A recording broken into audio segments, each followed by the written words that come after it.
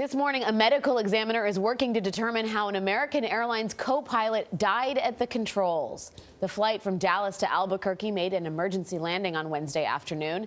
This is the second American Airlines pilot to die on board an aircraft in the last 2 years. Kris Van Cleave is at Reagan National Airport outside Washington, D.C. Kris, good morning. Good morning. This is part of why there are always two pilots in the cockpit of a commercial airliner.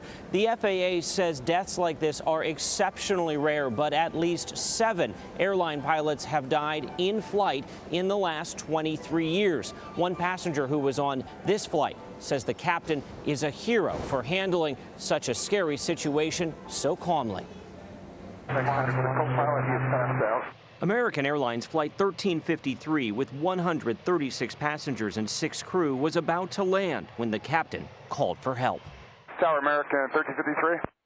Yeah, we've got an issue with one of the pilots. Got to declare emergency. I'd like to have the medical crew meet us on landing.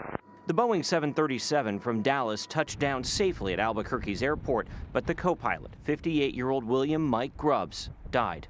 You would have to very quickly control your body's own natural, very human response to this sudden emergency.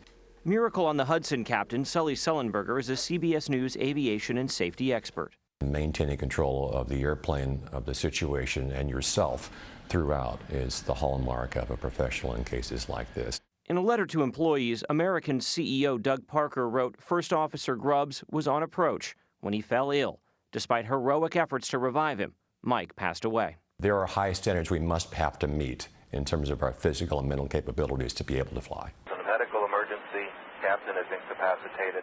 In 2015, another American Airlines pilot died from natural causes while at the controls of a flight from Phoenix to Boston. We were all shocked and like, wow, didn't know him, but put our life in his hands, and now he's gone.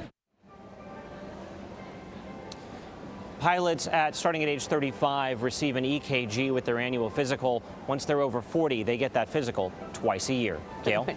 Thank you very much, Kris.